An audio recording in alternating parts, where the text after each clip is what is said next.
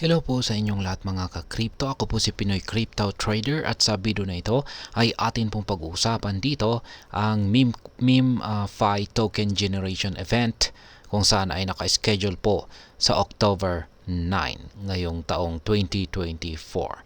At yan po ang siyang ating pag-uusapan sa video na ito, pero bago po tayo magpatuloy ay nais ko lamang po munang bigyang linaw ang aking disclaimer kung saan ang nilalaman po ng video na ito ay hindi po ito isang financial advice. For education and information purposes lamang po ang layunin nito. Ayan. Ang meme-fi Token Generation Event or TGE ay isa po itong highly anticipated na event na magaganap po sa October 9, 2024. Kaya malapit na po yan.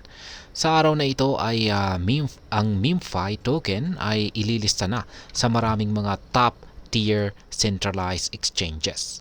Ang mga specific exchanges kung saan ililista ito ay i-announce malapit po sa event date. Bago po ang TGE ay sinimulan ng meme-fi team ang tinatawag na Extreme Heat Season. Ito po ay isang series ng mga interactive events at tournaments na naglalayong ipakita ang post-TGE vision ng platform. Ang phase na ito ay may kasamang iba't ibang interactive elements at tournaments na tumutulong sa pag-generate ng excitement sa community. Ngayon ay nag-introduce na rin ang meme-fi ng isang public airdrop checker. Ito ay isang tool na magagamit ng mga users para ma-confirm ang kanilang eligibility para sa future airdrops. Ang airdrop checker na ito ay isang mahalagang bahagi ng community-centric distribution methodology ng meme-fi.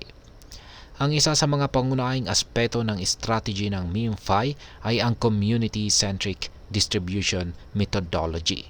Ang initiative na ito ay naglalayong i-distribute ang 90% ng buong meme-fi supply direkta sa mga users.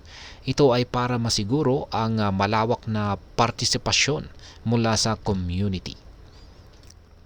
Ngayon ay para mapataas ang kanilang chances na makakuha ng meme-fi tokens, ang mga users ay maaaring mag-complete ng mga task sa pamamagitan ng meme-fi Telegram bot.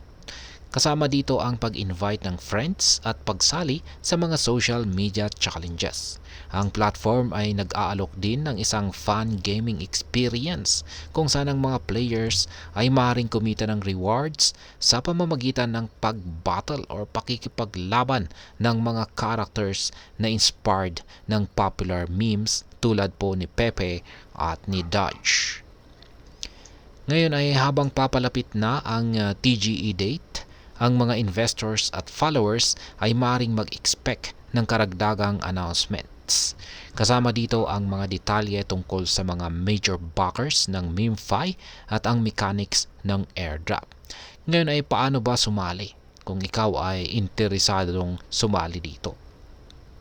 Para makasali sa mga events ay magkaroon po ng chance na makakuha ng meme-fi tokens ay simple lamang po yung mga steps dito. Ayan, unang-una ay mag-join sa kanilang meme-fi Telegram bot. Mag-sign up at mag-complete ng mga task tulad ng pag-invite ng friends at pagsali sa mga social media challenges. At sunod ay i-check po ninyo yung airdrop eligibility nito. Gamitin ang public airdrop checker para ma-confirm kung ikaw ay eligible para sa future airdrops. At ang sunod ay makipag-participate sa kanilang Extreme Heat Season. Sumali sa mga interactive events at tournaments para magkaroon ng tsansa na manalo ng rewards. At ang panghuli ay maging updated.